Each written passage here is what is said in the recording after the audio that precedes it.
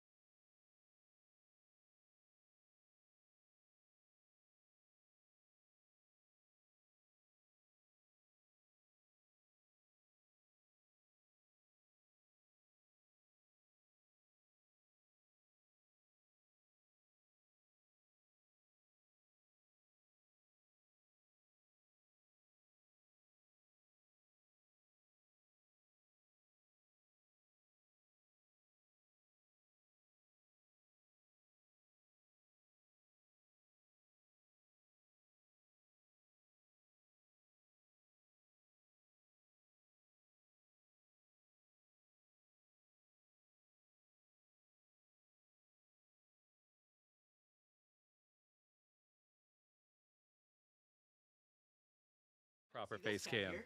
Yeah, there's cats everywhere here. We are Third Universe. I'm showing off. I have a new concoction of a deck that I want to show y'all later on the stream. But let's just say it is a hit and run poison deck. Oh wow. I tried 3 different partner Pokemon with Petulant, and I think this is the one that's best. Oh. I love the poison decks. I used to have one years ago. Oh, it was so good. So this deck, it maxes out at 100 damage between turns with poison. Were you playing this over there? Mm-hmm. I was watching a little Yeah. bit. This is so good. I love that. So the Mimikyu can do 70 damage with Binding Mochi. That is so fun. So. I like the passive damage type decks, but I've played a few different really stupid decks over the years, and I love those types of decks. Just the off meta, just random win condition decks. The most interesting one I found was one that just it was years ago. You had to evolve into like 4 different Pokemon, but if you hit it in one turn, you just took all of your prizes without any knockouts. That's wild. You just actually picked up all of your prizes and won in a single turn, but you needed like 3 turns of setup just to make everything work. It was so fragile, but it was so much fun. I'd have to find the deck again. The weirdest deck I've ever seen in terms of win condition is the Unknown Hand deck. Oh, that one's... Yeah. Then they banned it because everybody got mad. Maybe in Expanded it needed to be banned. Yeah. Yo, let's go. Let's go. That's the third Mimikyu that I needed. I had one because I was not buying that many Mimikyu EX collections. Also, it sounds like the Pokemon community has come together and forced someone's dad to play. Yeah, So we Yo, got- let's go. Do I you wasn't planning on playing. You need a deck? do you need a deck? I need a list. My son had brought an extra deck, so. Just give me the list. Just give me Okay. the deck and I'll You got? check Oh, it. okay. Yeah, it's fine. We got top 8. Let's go. Okay, we're gonna have top 8. Thank you, John. We're casual streaming right now. All right, let's see here. We are live. Let's see. Visit site. Blah blah blah. Oh, why is this opening? What is happening? What is happening? Dismiss. Pa, pa, pa.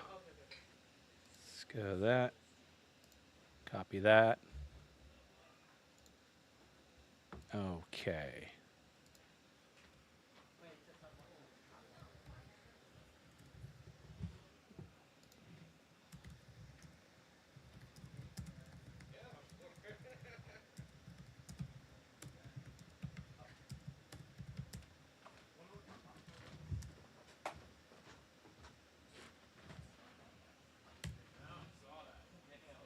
Okay.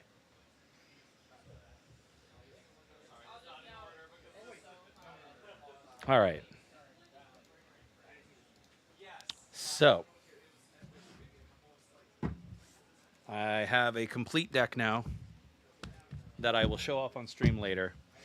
And now we are about to start. We have one more person registering their deck so that we have top 8. So we have 21 players, 21 masters, which I actually feel like is a little low for a cup at the moment, but probably just because it's Worlds weekend. I know at least in the New York region, a lot of the top players are going to be at Worlds. So the people who got their invite this year. Next year, it'll be a lot smaller of a group. So I imagine there will be less interruption during cups during this weekend, but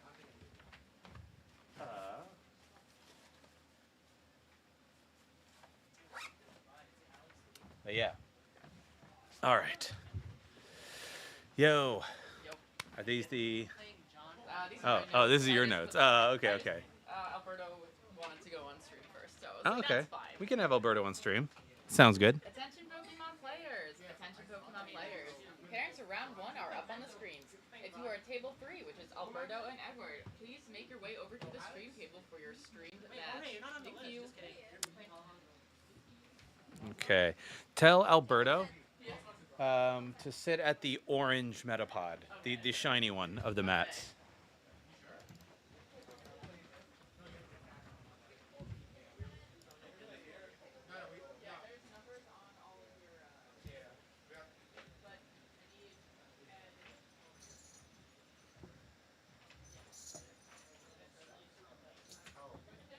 Okay.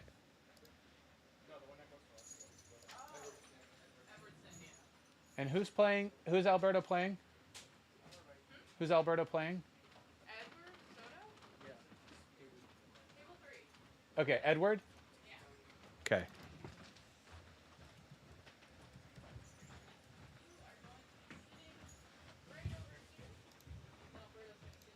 All right.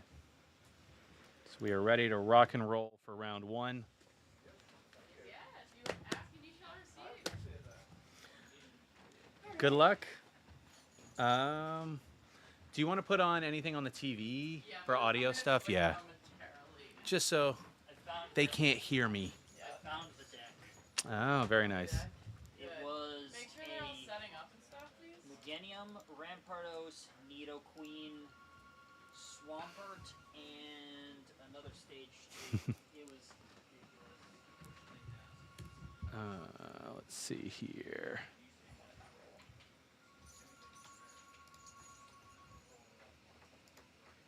All right. So I'll do that. That seems fine. That's a very cute cat on the playmat. I know. 10 out of 10. 10 out of 10 playmat. Absolutely love it. All right. Cool beans. So I don't know what either of these players are playing. Here, I'll bring them deck lists. Since that works. We'll get it in a second, but I expect to see the decks I expect to see today, especially after day 1 of Worlds. So I think day 1 of Worlds is probably going to give people a sense of like what maybe is better or worse in this meta. I have a sense that we're going to see some Miraidon today, some Regidrago, probably some Gardevoir and Charizard. Those are probably going to be, and maybe Lugia. That's my gut as to like the top decks that you're going to see the most of during this stream, which is going to be a mirror to like what you probably would have seen at Worlds. The question is, how many people are going to be willing to bring Lost Box? In a best of 1 before Swiss Top Cut, it's actually not, I don't think it's actually that bad. When you get into best of 3, though, what I saw during the stream yesterday was that just, you get so many ties. Even for fast decks, right? Like yesterday's match between Stefan Ivanov and one of the other players, they went to a tie, and it was Miraidon versus Regidrago, and I was just like, why? Why are we tying? What is happening? Miraidon goes fast. Why can't we finish a 3-game set? So I just think there's so many game actions that people are taking now on every single turn, and it makes it very difficult to finish a best of 3, even if you're playing a fast deck. So we'll see. But Edward and Alberto here getting set up. We will see what each of them is playing soon enough. And thank you all for joining us. Yo, Pep. What's up? What's up? Thank you, man. Thank you. I don't know if you've been watching Worlds, but yesterday was an interesting few days of stream for Worlds. So, and let me know, Pep, and anybody else watching, how the sound is, how the audio. Is it too low, too high? You know, how's the mix feeling? Is the music too low, too high? Am I too low or too high? Those are the only 2 audio channels. So, you know, but I have a slightly different mic setup this time. I got like a way to plug in an XLR cord, so I don't have to worry about a finicky micro USB. There's music, yes. There's a little bit, but I can turn it up. Over some announcements. For seniors, we have 2 players, and you will be playing I turned the music up. Let me know if it sounds a little better. no top cut. It's like background. For masters, there are 21 players, which means you'll have 5 best of 1 Did you have Swiss to buy? rounds, plus No, I don't. Oh, okay. rounds of best of 3 top Where'd my playmat go? I'm using it. best No, of Oh. 1 the round dad that is 30 volunteered. minutes long. He's a And playmat. today we Right. have He's on myself, vacation. Fair. Sonia, Yeah. the judge, assisted with Mike. Don't and hear no Ryan, music. Let me. And we will be beginning in just a few moments. There so, should be some. ready to have some water, and we'll begin shortly. Huh? It's not for the stream. That's good. That's good. Yeah, they can't hear me. Can the dad get it?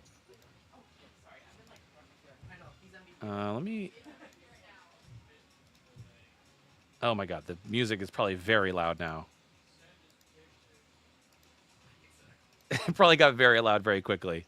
Let me know how it sounds now, though. I see something on the desktop audio registering at minus 25 decibels.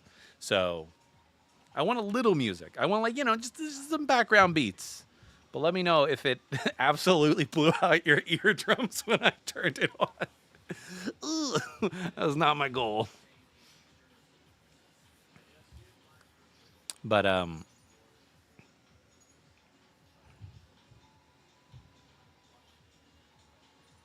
still no. That's so weird. How about now? Is there any music coming through? That's so crazy because on mine it has desktop audio on. Your round 1. Oh, there it is. Okay. Good luck. All right. I'll try to keep it. I don't want it to be too loud. I want it to be pure background, so if I'm not saying anything, you can faintly hear it.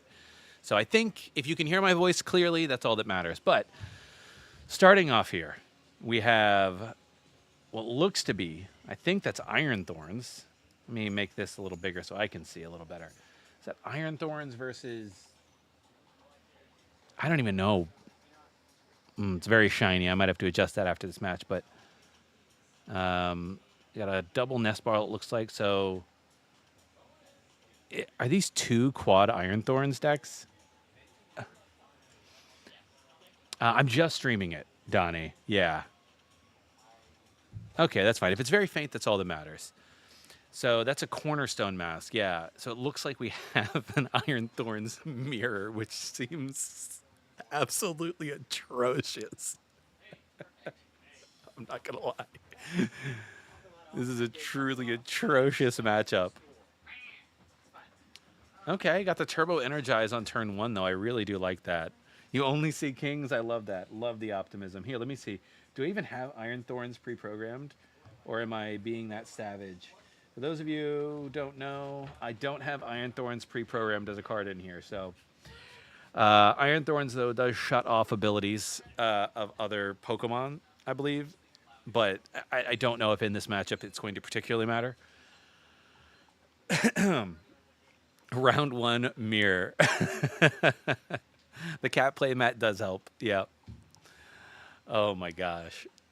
This is hilarious. I'm going to look up now Iron Thorns so I can get the full wording on it, because I do think I want to know the complexities of what Iron Thorns mirrors might end up being.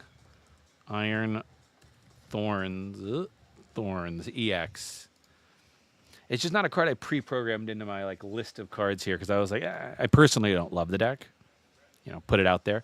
So as long as Pokemon is in the active, Pokemon with a rule box have no abilities except for future Pokemon. So that Cornerstone Mask also has no ability now, though. So the Cornerstone Mask, I believe, is also a stall type Pokemon, but it has an attack for 140. You can move in energy to one of your benched Pokemon, so you can sort of save yourself for a turn. And if I look up the Cornerstone Mask, Ogerpon EX. Okay, so we do get the future booster, so he'll be able to do 20 more, so 160. The Cornerstone Mask EX, prevent all damage from attacks done as Pokemon by your opponent's Pokemon that have an ability, but that goes straight through because of Iron Thorn's ability. So right there, getting in, we'd be doing 140 now because of the double turbo and moving the lightning energy to the back to keep the train rolling, so to speak. Now, the Cornerstone Mask Ogerpon's attack, it's not affected by anything, so it just do 120. You know, useful to set up some nice damage so that the Iron Thorns can finish it off. Some small technical difficulties on my end with my camera, but ignore that. I'm not really sure. It keeps doing it. Not really sure how to fix that permanently.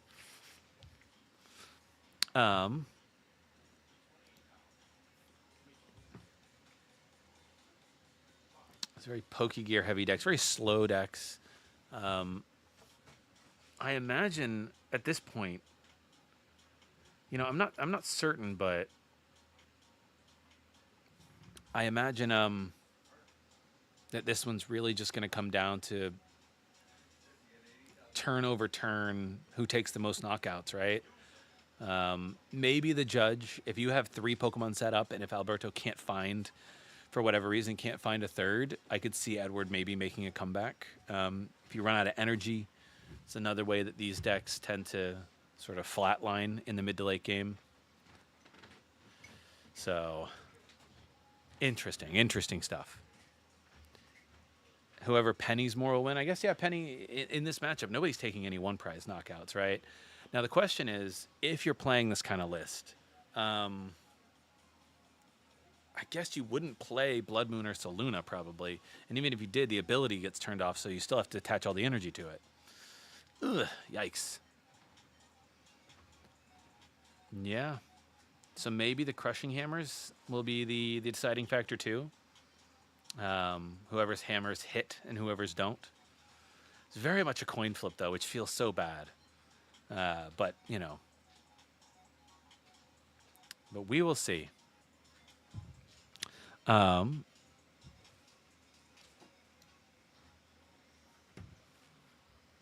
so what do we find off of that? We find, what is this? A spec too? Yeah, it's fair. Okay, so this is, I believe, Colress's Tenacity, which is going to find us a stadium and and an energy, which is nice with this because you can go grab that double turbo off of the Colress's Tenacity, and you have the stadium. So if you are able to knock out your opponent's Pokemon, they won't be able to get them back. I don't know how much that particularly matters, but we do see here. Oh, okay. So let's see if we get. No, we hit one, we miss another. That's fine. I do wonder too. I wonder if these decks are playing Silene to recycle those crushing hammers, and if you're playing Silene, are you then playing Palpad or Team Yell's Cheer? Very possible. So we got the free retreat. We're going to take the knockout, send that Cornerstone Mask to the Lost Zone, which is fine. And I guess the hope here, if you are Alberto, is that Edward does not have a double turbo, but we see another Colress's Tenacity. Silene isn't great. Is it not great to just get back the crushing hammers, though, more than anything else? I mean, if you're already flipping coins with crushing hammer, right? I guess for most matchups, maybe it doesn't matter all that much. But,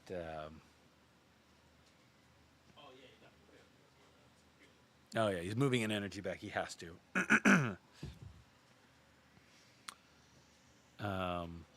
So, yeah, we get the double turbo with Colress.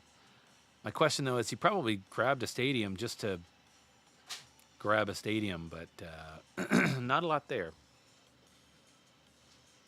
So just doing, I believe, 120 there. Flipping to get flipping cards is nuts. I mean, maybe it is bad. It's hard to say, in my opinion. Like, it may just be bad, but a lot of control decks are happy to take those gambles, especially if you're running Palpads and Team Yell's Cheer. Giovanni's Charisma? Yeah. So we see another Colress's Tenacity to go get out another energy and a stadium. I like this, the Legacy Energy. You're absolutely right about the A-Spec. The Legacy Energy is going to be, I think, a pretty big factor here in terms of if and when you can take a knockout. Now the question here is, do you attach the Legacy Energy, leave it attached, do 120 knowing that you'll probably get knocked out on the following turn, or do you move the Legacy Energy to the back? I think you just leave it, and so your opponent only takes one prize off of this one. Okay, so we are, interesting, lost vacuuming our own lost city with our lost city so that we can maybe recycle these Pokemon if we need to in the late game. These types of mirror matches are just crazy, though.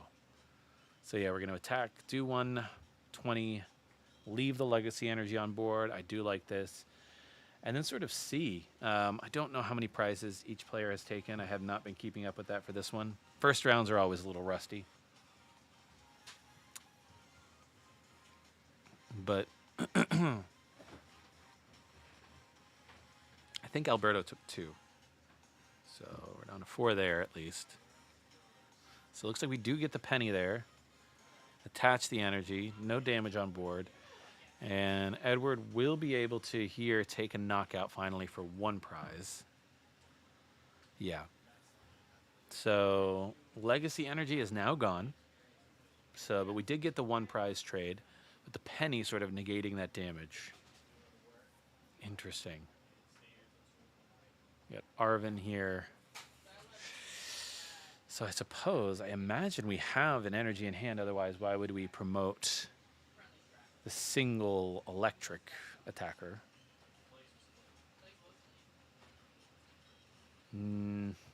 Okay, so we're getting Future Booster and Earthen Vessel, and we are going to Earthen Vessel away. Is that a Judge, perhaps? To go get 2 Lightning Energy. I guess it's got free retreat, so it doesn't matter, right? You can get the Lightning, free retreat into the 1 on the bench, and then maybe move the double turbo, or maybe move the Lightning to the back, I would assume, yeah. Yep, we retreat. Gonna do another 140 this time because of the plus 20 bonus from the future booster. Fascinating. Just all the back and forth. I guess the 140 doesn't really matter versus the 120. If you do 120 twice, it's the same as 140 twice. It knocks it out. Ah, you see, no, there is no Dunsparce engine, unfortunately. But I'll show off this deck a little bit later on the stream. Yep, looks like we're also searching for energy. It feels like every turn is kind of the same, too. Like, we both play Colorless Tenacity. We both play Earthen Vessel. So, yeah, it's this is kind of interesting. I'm not really sure.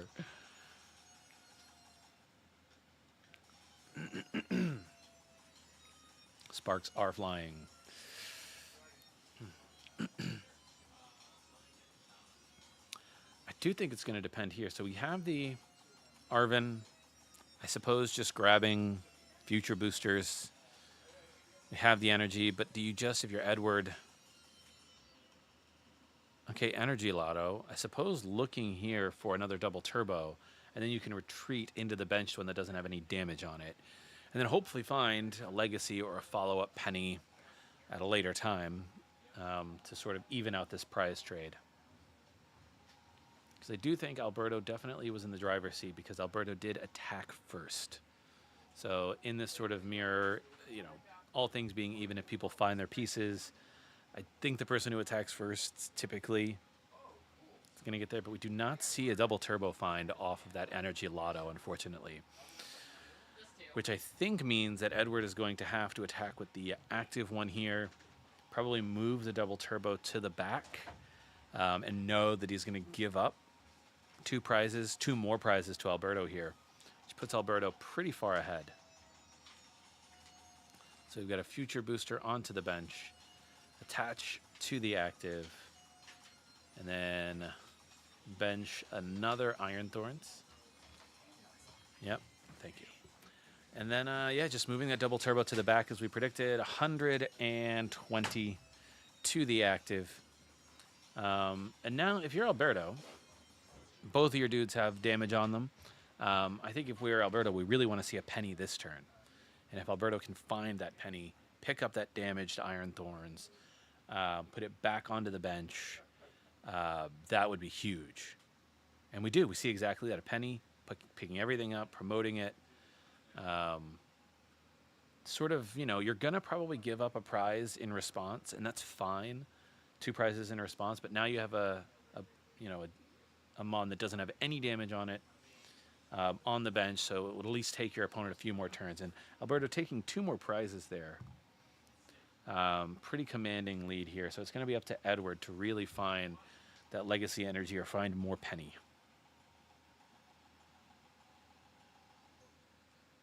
So the good news for Edward here is he can take 2 prizes. He can take 2 prizes here on this turn and know that they're not going to get knocked out on the following turn. So they do have another turn. We're just going to judge here, try to see some more cards. Yeah, that's fair.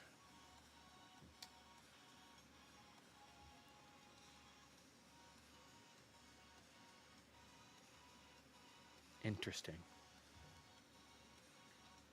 I mean, let's see what we can all draw into. So we got some energy. Okay. Some more future booster capsule action. And then just taking the knockout. Totally fine. Yeah, move that energy to the back, knowing that you can retreat this one. And Edward taking 2 more prizes. So if I'm Alberto, I think it depends on how bad that, judge was. So we find the lightning, luckily, so we'll be able to attack with this Iron Thorns that we promoted.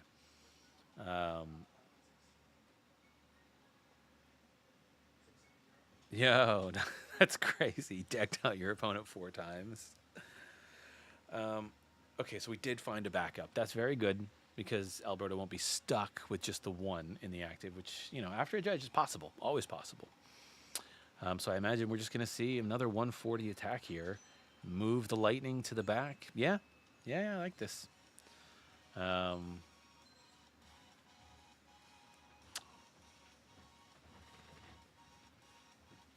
We did find the legacy energy. Very nice. So Edward will be able to take this knockout and keep, well, at least do the attack and keep the prize trade even. Now, my question is, do these decks run any sort of gusting? We do.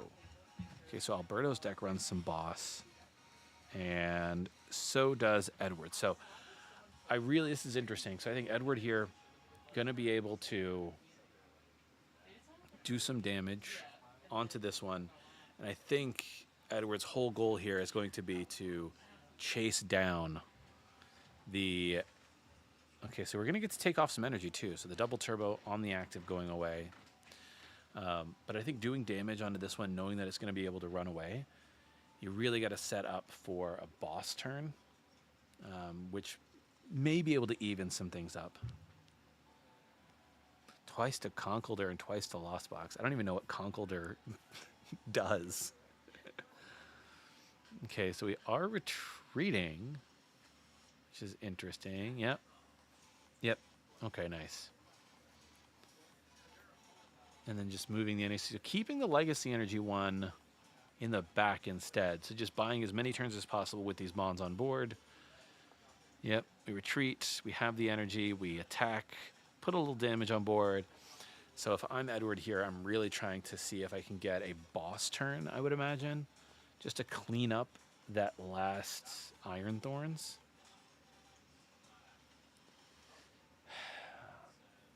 And then in doing so, retreating to the legacy energy one, so you only give up one prize if there's a response. But nope, instead just gonna penny. Okay. Don't hate that.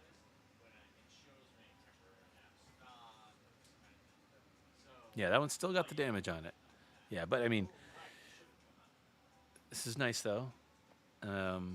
Edward finding the pieces maybe late game to slow down the prize trade. Attaching a double turbo, this is great. Gonna have to keep the legacy energy on this Iron Thorns though, so as not to take a loss. So just moving lightning to the back so you have one all ready to go. Doing 140. Okay, so we see a judge being played here. Interesting. So no penny on this turn. I think the good news for Alberto is that there's no way that he is losing in the next turn because Edward still needs to take 3 prizes. So kind of a silver lining there for Alberto. Pretty straightforward gameplay now.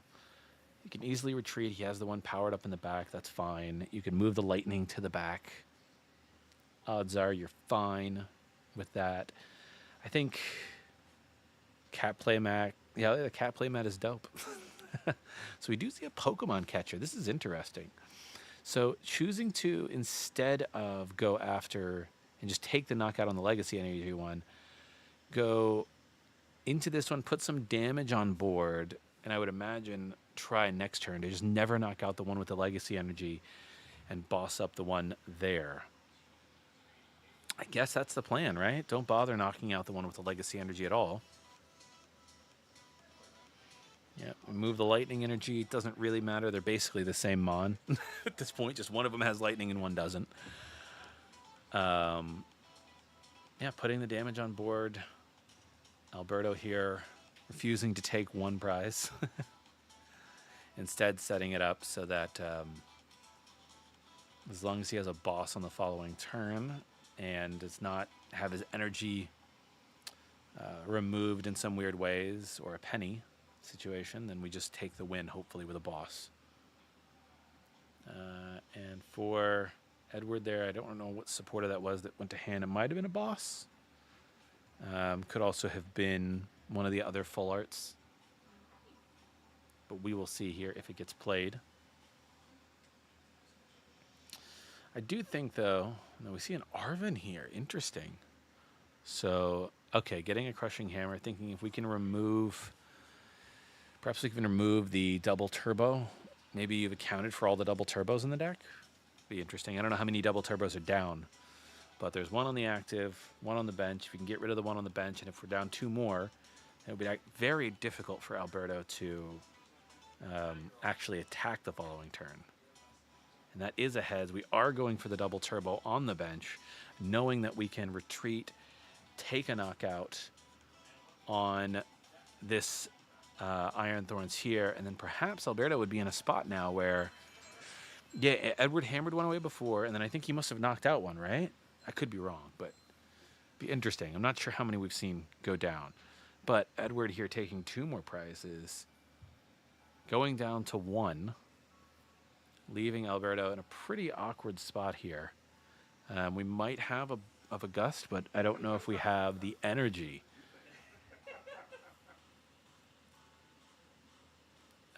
He has to move something to the back. Yeah, there we go. He's moving the turbo to the back. So everyone here is just running out of energy. Has to leave the legacy on board just in case Alberto can find energy to attack.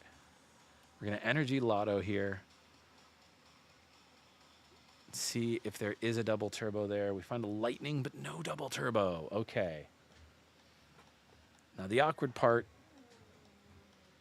if you're Edward too, I don't know if Edward has other energy in hand. He can retreat, but I'm gonna pokey gear. I imagine just looking for, I guess at this point, Colress's tenacity, maybe? If you're not gonna be able to gust.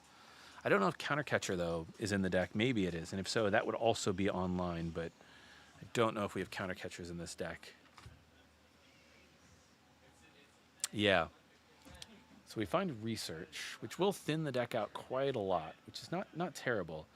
And there is a world in which, even if we can't boss this turn, if we can get rid of, you know, Edward's energy, maybe? I don't know, this is so weird. Okay, we are going to use that to see if we can pull some future cards out of the deck. It's pretty awkward.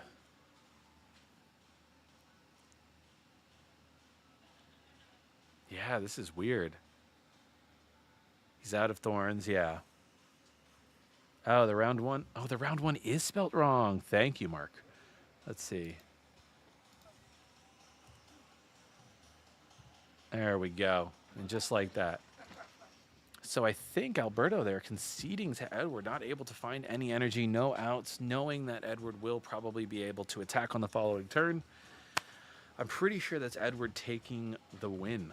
So very strange. Very strange. Mirror. Very unexpected for this one. 2 Iron Thorns decks.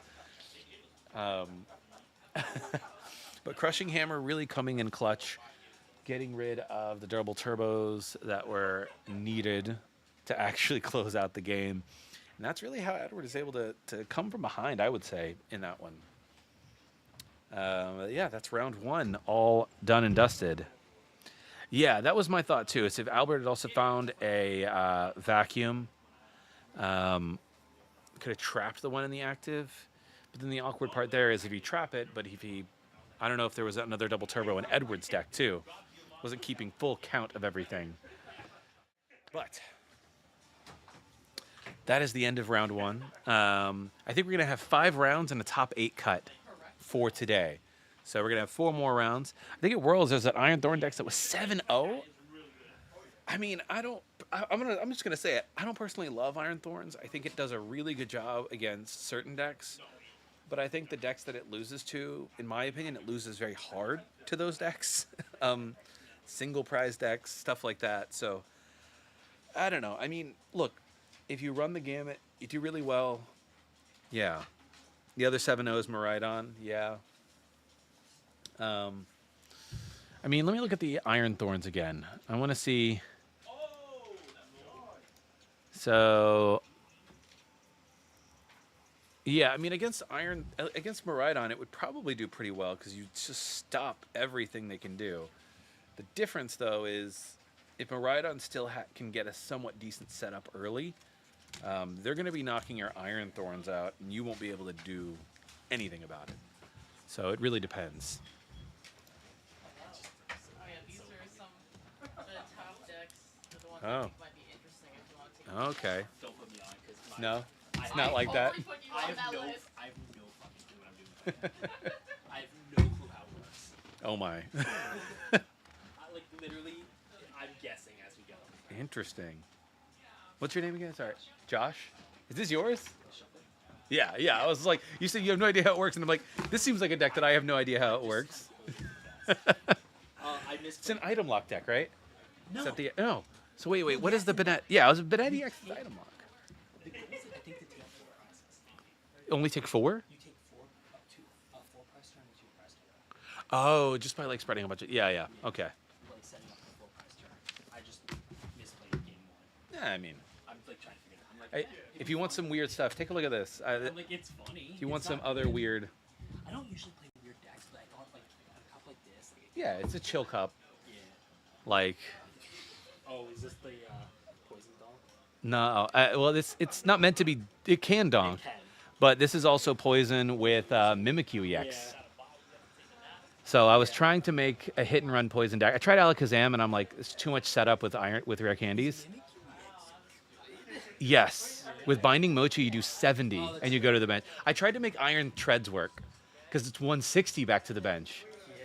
So you do 200, and I'm like, yo, that's kind of crazy. Yeah. But the nice thing about this one is, in a perfect turn, you can even knock out a Charizard in one hit with Blood Moon or Saluna. Yes, you can. So yeah, 5 poison counters, 280 damage. Oh, Yeah. My Ursula was prized. oh no. I prized Oh my no, Ursula. that's the worst. Yo, Lynx, what's up?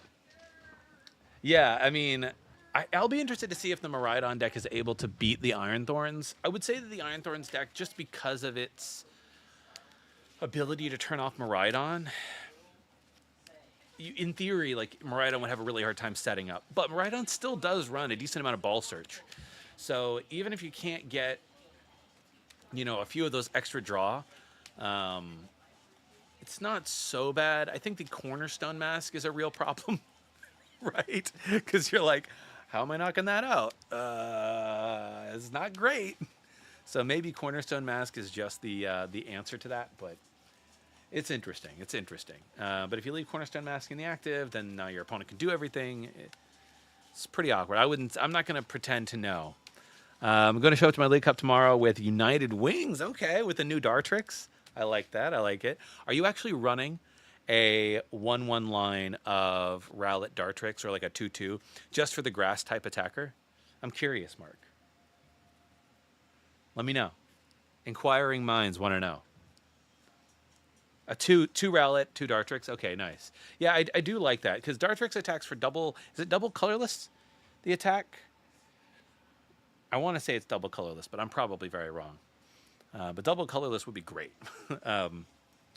But, chat, now that we have a minute or two, I actually don't know how much time it is between the next round. 1 colorless? Oh, that's great. 1 colorless is amazing. I want to show off this deck, but I'm going to go check to see how much time is left in the round. So give me a second. I have my fun deck. You won't be able to hear me talking, unfortunately, because I don't have a wireless mic today. But, well, you know what? I could just show it to the camera here, right? Okay, yeah. Okay. I'm going to show off this weird deck, and it all starts with this card. Petulant. So this card is banned at Worlds because it did not come out for Japan or other regions ahead of time. But this one is the promo that you can get right now for Shrouded Fable.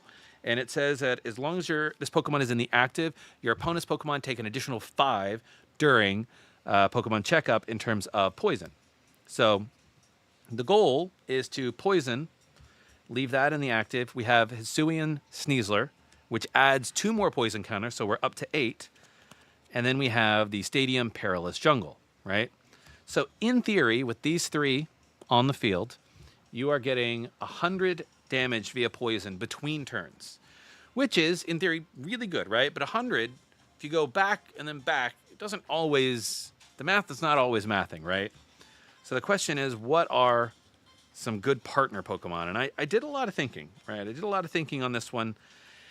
I tried out Radiant Alakazam, not Radiant, I tried out Alakazam EX because Alakazam attacks from the bench, does 120. So in theory, you're doing 220 between turns if you have the perfect setup. The problem I found was the need to find Abras and Rare Candy, and then the Alakazam was just... The deck is kind of... It needs a combo, because in order to poison in the deck, our main way...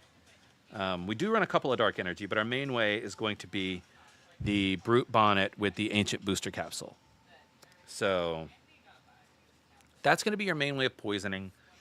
And yeah, it was just a lot of setup to get Alakazam out. But I tried a couple of things. On the Discord, you might have seen I tried Iron Treads, which was, in theory, great. You do 160, maybe more with a Binding Mochi, but I wanted a good hit and run, and I've landed on Mimikyu EX. So, Mimikyu EX, if you don't know, it is... The only attack that probably matters is the first attack, Void Return, which is weird, because that's not the attack people used to use this card for in Gardevoir. But Void Return for 1 Psychic Energy, you do 30 damage, and you can switch this Pokemon with one of your benched Pokemon. Now, 30 damage is not very good. You know, in a pinch, you can do just 30. You switch. If you have the perfect combo, you do 130 between turns. You do 10 more, so 130 total. It knocks out Radiant Greninja, Barrels, all that kind of stuff, right? Your small stuff. But in a perfect world, you also find this new card, Binding Mochi. For those of you who don't know what this does, Binding Mochi says if the Pokemon that uses this attack is poisoned, you do 40 more damage. So now you're doing... Oh, I don't. I didn't look, but you know, you pick. Actually, is Ethan want to know? Yeah. He's there. I can ask him if he wants to stream. Yeah, ask him if he's interested. But yeah, so now you're doing 70, retreating to the bench, and putting between usually 8 or 10 damage. So now you're going 150. Yeah. Now you're doing 150 to 170. And then if it comes back, you're doing another 10 to 8. Usually that knocks out most basic EX. So if they keep that Pokemon in the active, they're dead before your next turn. They have to promote something else. So on top of all of that, we're obviously going to be playing a couple copies of Mimikyu with that Safeguard ability. In case we run into some very EX-heavy decks, we can always hit for 70. We can always poison the opponent, hit for 70, maybe do 5 damage between turns, throw this in the active. We can even build this up and attack with it. And the other things of note, we are running a couple of Dark Energy. We have 1 copy of this Petulant EX to, switch in and out some of our Dark Pokemon if we need to. Benefit there is it also poisons the thing that comes into the active in case you need that. And then also, I will say, this attack, if you can take 2 turns to power it up in this deck, which is what you need, 60 times the amount of prize cards your opponent has taken, late in the game, you can just knock out anything with this and a Binding Mochi. You're doing 340. The only other techs in this deck, which I think are pretty interesting, we have... Where is it? Ethan. Orange chair. The only other things that really matter is we have 1... Where is it? We do have a Blood Moon Ursaluna in the deck. I'm pretty sure. Should be in there. I want that to be straight next. There should be a Blood Moon. Did that fall out? Yeah, there's a Blood Moon in the deck. Which the nice thing about that is Blood Moon, if it's poison, actually does 280. And then if you're doing 5 between turns, that's 330. And then finally, our ace spec of choice is going to be Neutralization Zone. So another card that I think does pretty well in this deck. If your opponent has sort of benched themselves into all 2 prizers, EXs, and if they've wasted their stadiums getting rid of your Perilous Jungles, throw that in the late game, just poison and end the game with poison and Mimikyu, really. Or poison and Petulant. So, really interesting deck. It may not be the best deck in the world, but it did beat Chen Pao twice. So, for what that's worth. But we are going to go over now to the tabletop camera, where we have Ethan on the right. Let me switch out that name. Ethan Heggie.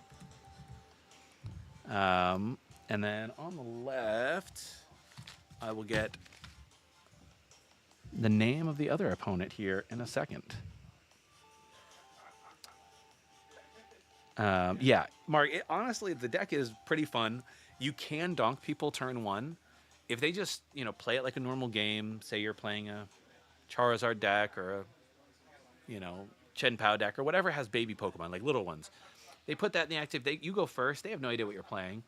You flip over Petrant. If you can get the Brute Bonnet, Ancient Booster Capsule, and maybe Sneasler or Perilous Jungle, you're doing 6 to 10 damage between turns. You may just knock out whatever their Pokemon they put in the active was, and the game is over before they have a turn. So, I mean, Petrant Iron Valiant does seem like an interesting deck in terms of donk.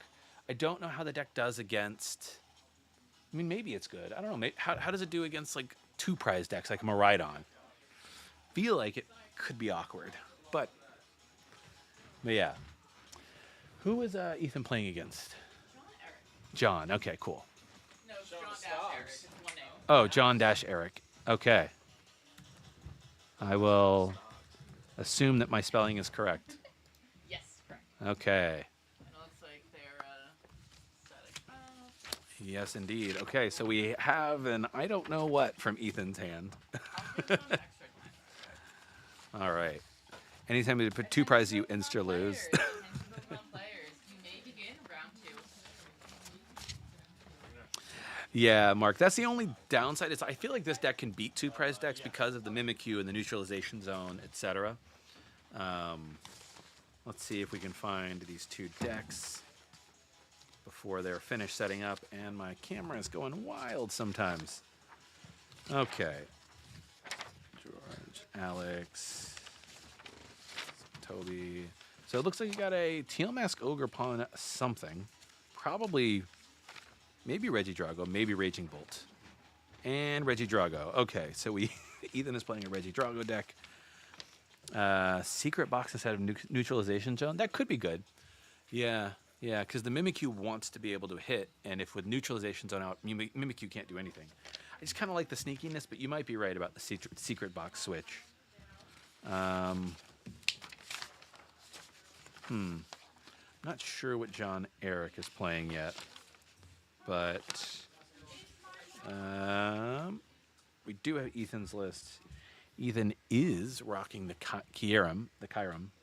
Kyurem? I don't know how to pronounce that.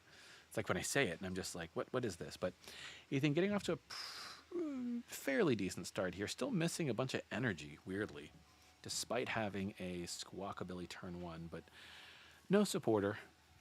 And then John Eric playing the Tatsugiri in the active, which is kind of amazing, but opting to just immediately go for Arven, getting a buddy Puffin. Let's see if we can find what they might be playing.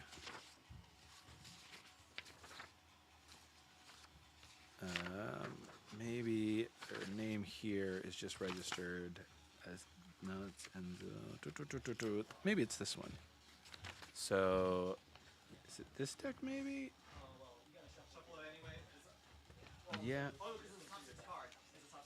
Huh. Interesting. Yeah, I'm not really sure. Not really sure what John Eric is playing.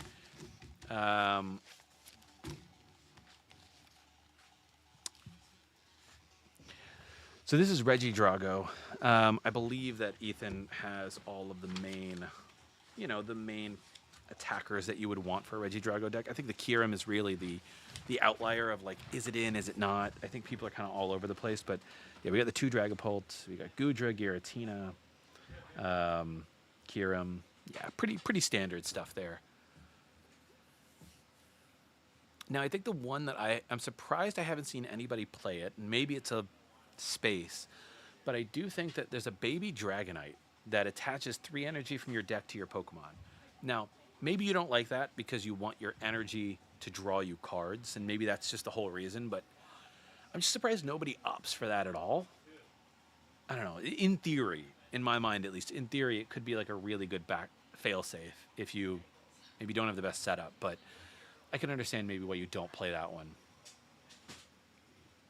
So it looks like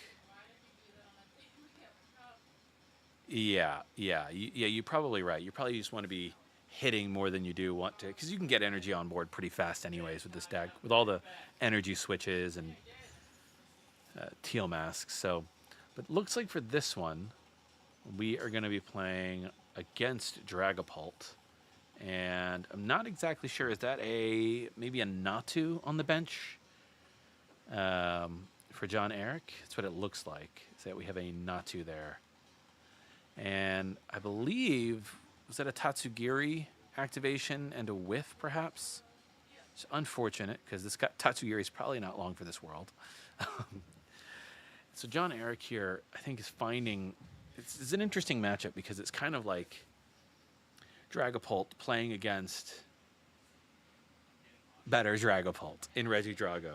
Now, what's interesting about Ethan's list is I'm looking at this list, and I am not seeing Raging Bolt in the list. So for Ethan's needs, I don't believe he has any way to do infinite damage output. No Raging Bolt means his damage output is really limited to Giratina V-Star's attack. So 280. 280, let's see if there's any... no other modifier. So I think really Ethan relying more on Dragapult's attack, maybe Goodra in certain matchups, but does John have the Dusknoir line? I really don't know, honestly. I couldn't find John's list among the stack. It may be just that I couldn't identify his name on here, but let me give another look through. We're going to nest ball here, and it looks like just fail it. But let's see if we can find John's list.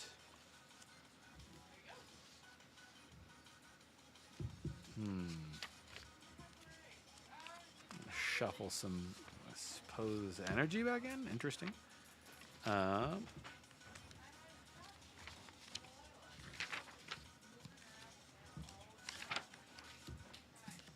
few Chen Pows on that. So we're just going to research here, draw a bunch of cards. Not sure exactly what's in the discard yet for Ethan.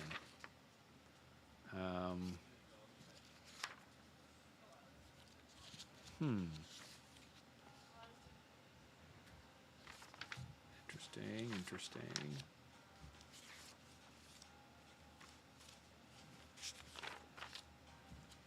Yeah, I don't know if I have John Eric's list in front of me. It may be that he was one of the couple that I didn't get. Yeah, I don't have that list, unfortunately. So we will just have to wait and see if he's playing the Dusknoir line.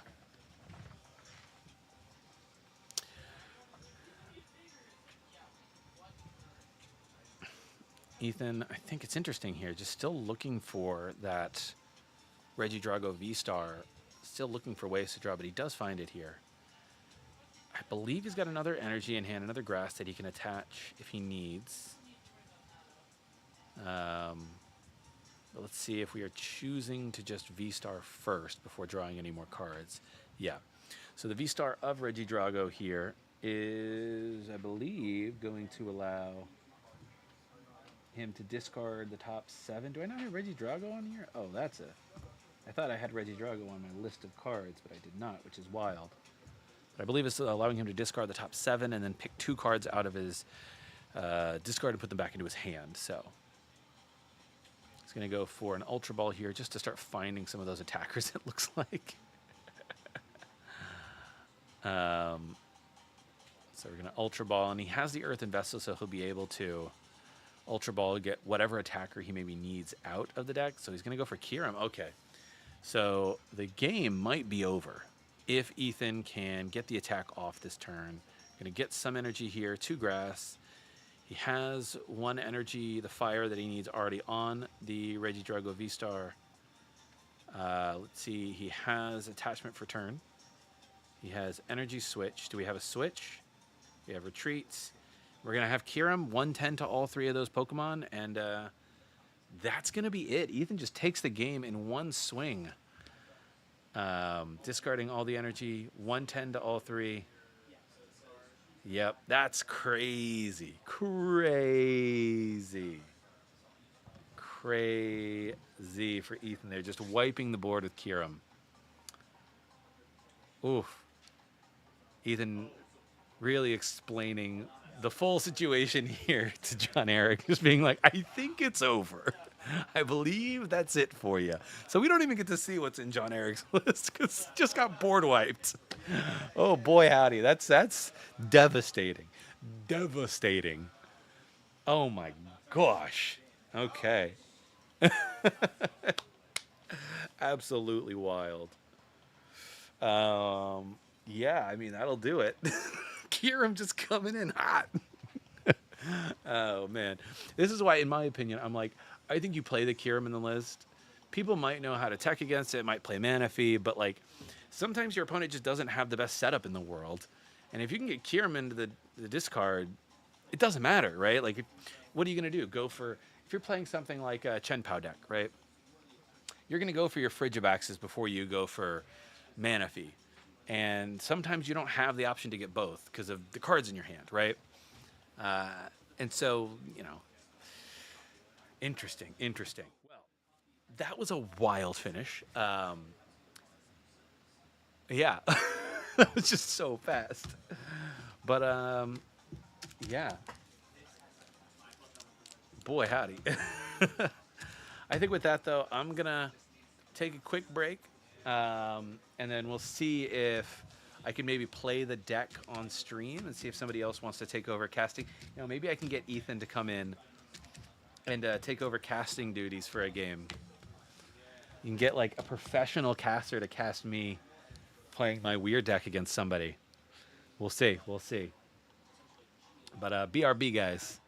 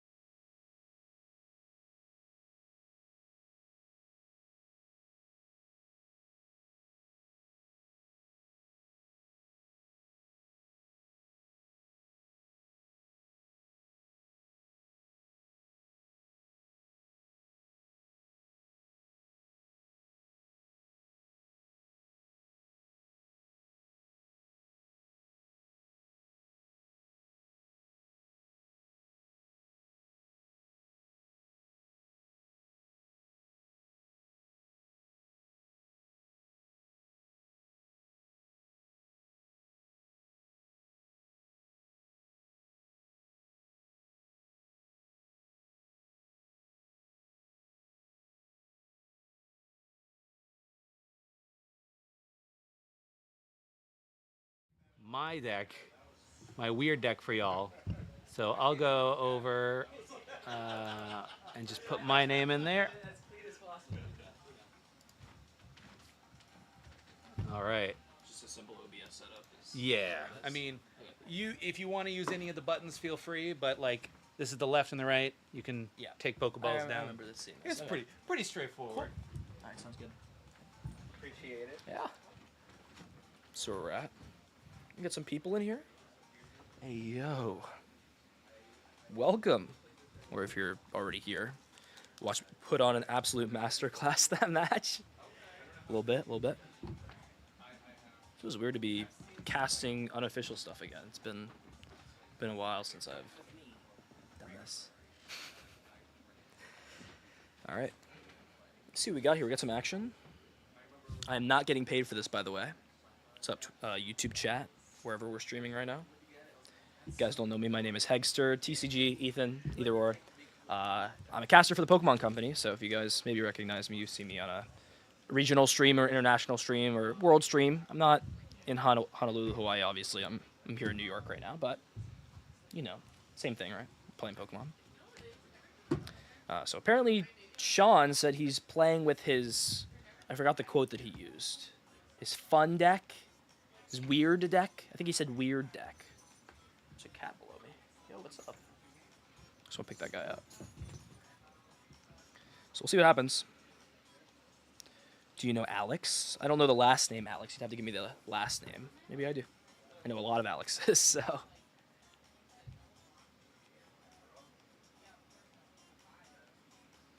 Okay, that is Mimikyu EX. Believe it does 30 damage times the amount of energy cards attached to both active Pokemon. So I wonder how he's going to be pairing that up. Not a very good start, though, for Sean. He just went attached to his Mimikyu and passed the turn. Here we go. All right, so this is actually a pretty solid hand here for John, if he knows how to navigate through this. He's got the Arven. He's got the Nest Ball. So if he wants to here, if he has that Evolution TM, he could grab 3 basic Pokemon and evolve 2 of the Dreepies up into Dragapult. Or into Dracloak, excuse me. That would be pretty good. Start getting that draw engine established. Start trying to essentially get out Dragapult EX as quickly as possible and attack with it. Nothing too crazy.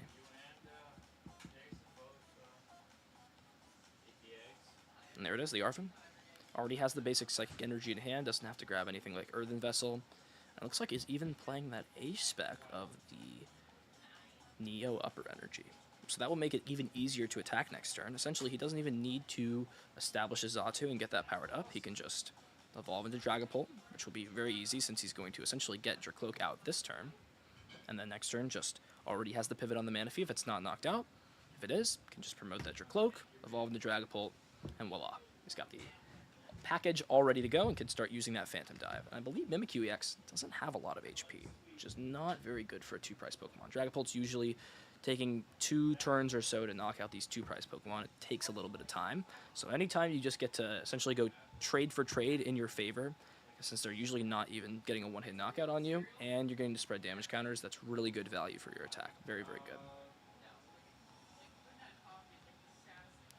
So John, I mean, very nice start here, assuming that he can get that TM evolution, but I actually don't know if he plays it, since he didn't grab it against me, which would have been very good. And I don't know if he has it here. I believe it instead opting to grab Ultra Ball. We'll see the energy put down. So yeah, this would have been a really great spot if that Ultra Ball and that board was a TM evolution. Instead, since this hand's really not looking solid, even if that Ultra Ball was just a Puff in there, right, to get some more basic Pokemon into play, would have been really solid. But no, it's going to essentially be a bailout here. John just going, attaching to the bench Dreepy, passing the turn. And all right, let's see what Sean can do here. He's cooking now. He's got the Arven, can finally play those supporter cards. We'll see sort of the essence of how this deck functions. So we've got the Mimikyu EX. Again, I'm looking at this card to see how it synergizes with what I think he's playing. I'm trying to see the vision here. Okay, so it does for a Psychic hit in and out of the active spot. Oh, okay. So I think I see the vision here. So Mimikyu EX for 1 Psychic Energy does have the Void Return attack. It does 30 damage, and you can switch it with one of your bench Pokemon. Now, one of those bench Pokemon that you can put into the active spot is the Pecharunt Promo from Shrouded Fable, which has an ability that says if your opponent's active Pokemon is poisoned during Pokemon Checkup, you put 5 damage counters instead of 1 onto that poisoned Pokemon. So it looks like the idea here is poison your opponent's Pokemon and your Pokemon. Of course, it won't matter for your Pokemon since once you switch out of the active spot before Pokemon Checkup, you do remove all special conditions, which you will do with that Mimikyu's attack. And additionally, you can switch into something else. And okay, here we go. This is a really good turn. So that Mochi, of course, does put you... All right, we're using some markers here to represent the poison. So because of that Mochi, is that tool card that says poison Pokemon do 40 more damage to the opponent's active. So including the poison damage, Mimikyu now hitting for 80 damage and switching into a bench Pokemon. And does have that neutralization zone stadium card as well. Of course, that A-Spec from Shrouded Fable does prevent you from taking prize cards if you are knocking out Pokemon using damage from Pokemon with the rule box. EX Pokemon, V Pokemon, Radiant Pokemon. So we're going to see this. So it will be the... Okay, looks like deciding to not take the knockout here potentially. The binding Mochi maybe not coming into effect, unless I'm missing something here. The binding Mochi lets the Mimikyu do 40 more damage, correct? I believe the Brute Bonnet poisons both active Pokemon, unless I'm wrong. Trying to figure out this interaction here.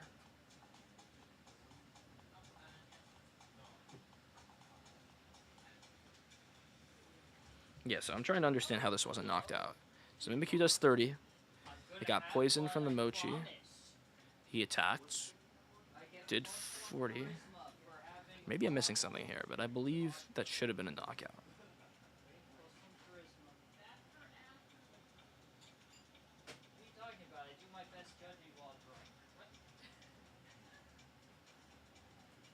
Maybe there's an interaction with the Mimikyu and the Mochi that doesn't work that way, but I'm pretty sure it does. Or maybe just choosing to not take the knockout here. And okay, here we go. Big door opened up for Sean here. No, we're just going to play the Iono. If there was a boss's orders and a way to switch. And something like that Pecharunt promo could have taken a knockout on essentially what is John's only Pokemon in play that can attack or really threaten anything next turn. Neutralization zone is in play. Oh, that is true. So I guess just choosing not to poison. Interesting. Oh, it's prevent all damage. It's not knockouts. It's prevent all damage. Oh, I read the card wrong. Okay. I should know this.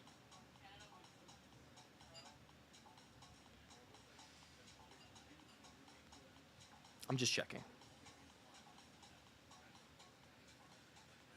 Oh, it's not knockouts. It's just prevent all damage. Okay, that's a lot better.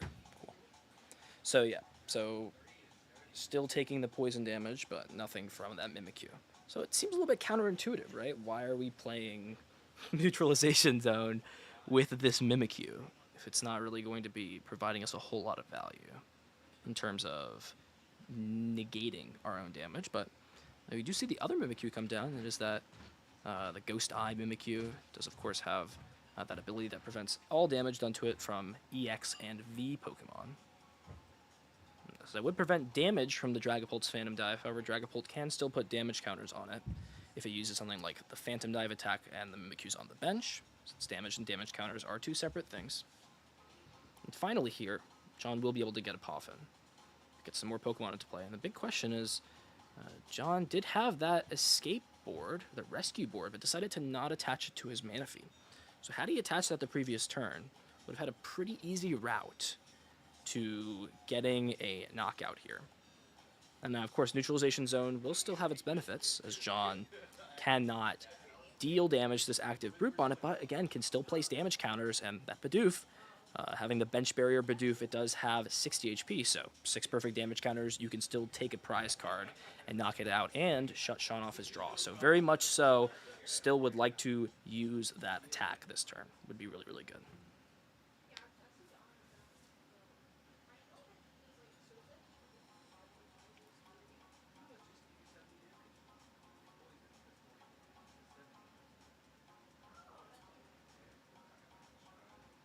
Flipping some coins here. We got the Capturing Aroma. Would be nice for heads. Not quite, though. It's a tail, so we'll get one more basic Pokemon. So, not bad, though. Still get something like the another Dreepy into play. If this turn's going to be passed, something like Rotom would not be terrible, just to use that instant charge. Excuse me, ability, draw some more cards. I think there's really not a lot of great options. So, probably will just be another Dreepy at this point. Really don't need to get another Xatu into play. Don't hate the Tatsugi either. Just again, it's a good Pokemon to have that escape board or the rescue board on, just so that you can, every turn, bring it up. It's a free pivoter, and it has that added benefit, excuse me, of getting supporter cards from the top of your deck if you can find them from the top 6. So not bad, not bad.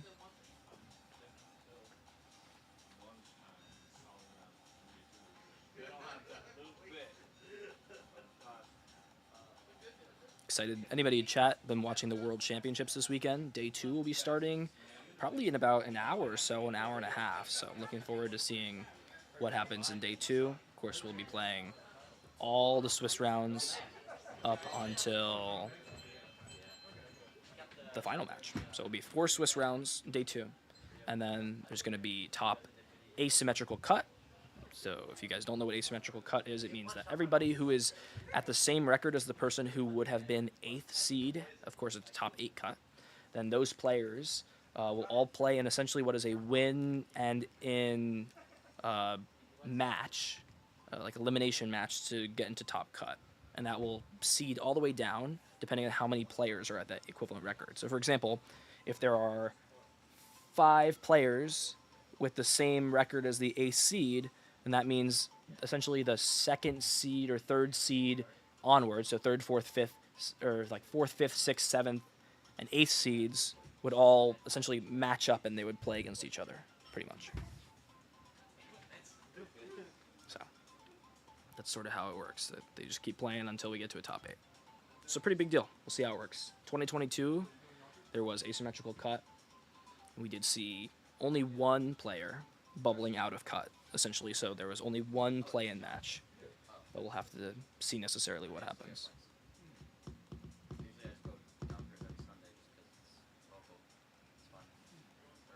Anyways, back to the game. Or what is happening in this game, rather. Still looking to put that Dragapult attack together. So if there's a Dragapult EX in the hand, we can get that fire energy with the Earthen Vessel, and then we can pivot this Manaphy out of the active spot with something like this rescue board. So that would be pretty good if we have the rescue board card and the Earthen Vessel. I think we're looking at it. We're checking it out. Do we have it? We definitely want to attack here. Another question that I've got is, do we have any stadium cards in our deck to get rid of this neutralization zone? Oh, we're grabbing the Evo. So maybe we're not going to be using Dragapult this turn, but against these decks, the more time you give them, the less aggression that you put on early, harder it is for you to really push your advantage. So would have really liked to see John maybe get a little bit more aggressive, but it's all good. You can definitely see wanting to just evolve some Pokemon. He does already have that energy card in hand and can just grab maybe that fire energy out of the deck now with that Earthen Vessel.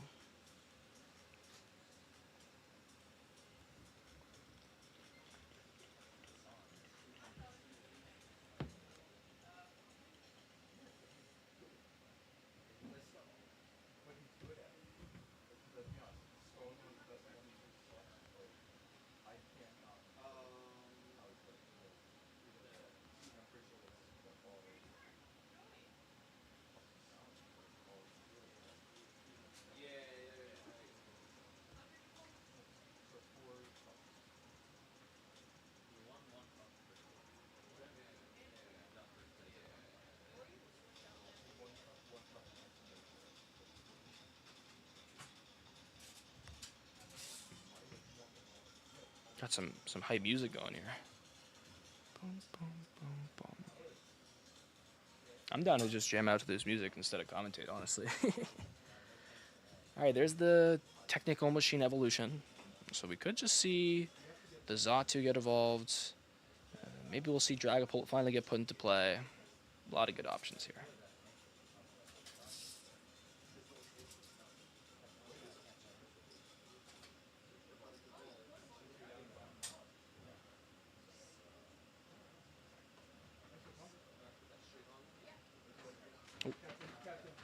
So my camera is gone now. Awesome. You guys can't see me anymore. Ooh. Alright, I'm back. A little bit. A little shaky, but I'm back.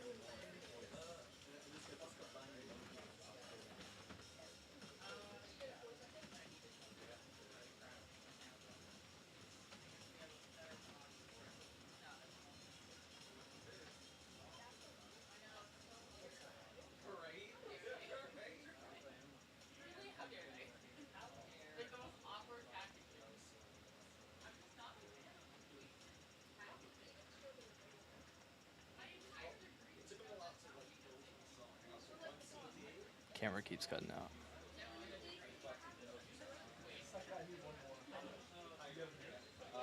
No, I bought them for the kid. But the new mode did the nice one.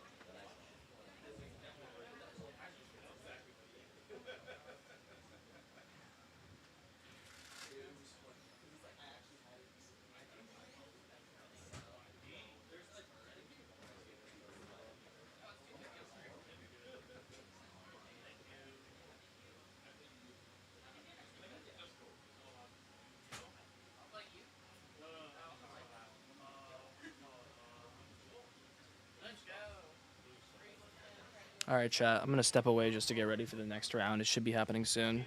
Sean will be back to take you through the rest of the tournament, and maybe who knows, you'll see me in top cut or some more matches. Stay tuned, of course, and continue to support the stream. Thanks for listening to me ramble for a few minutes. I'm sure Sean will take over. I'll let him know. Peace, guys. We'll see you around.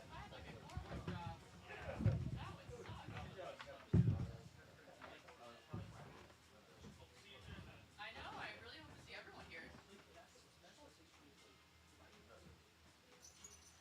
No, you loaf. He's very playful. He is. It's crazy that he went from being a stray cat to being basically a glorified bodega cat. And then Spock too. He's very chill. Hey Spock. I've been taking care of my friend's cats for the weekend. Aw. It's literally one of those just this exact breed. Yeah, they're super social cats. They have more attention. He's our older cat, but It wasn't running at Cologne.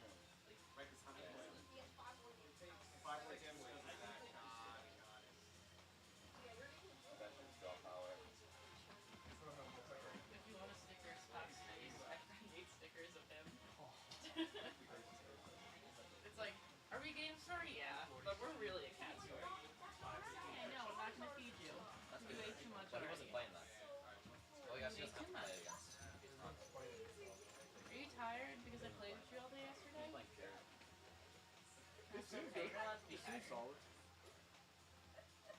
And like every time I Lux Ray, like I didn't know what to Lux Ray from his hand because he always had the same 3 cards: Janet's, Energy, and Emotion. That's all he had. Yeah, but I just buy the Janet's, draws another one.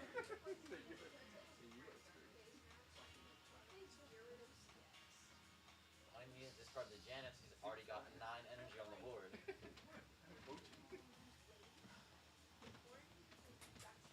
Just do. Play a different deck.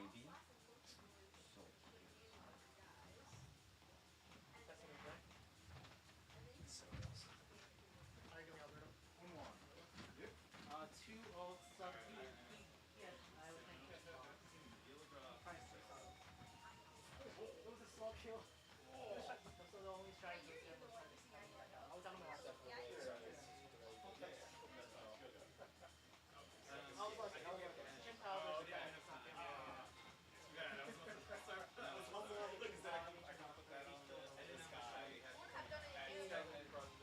I hope I just don't want to. Yeah, force out. His name's Art.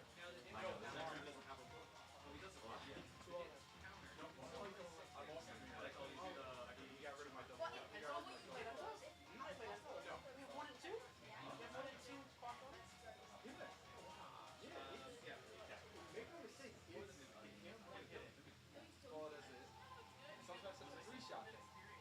But it sets off. The mirrors and well. That's with every deck. Yeah, still that was fun. I mean, either really does anything. But yeah, they were fun. Yes.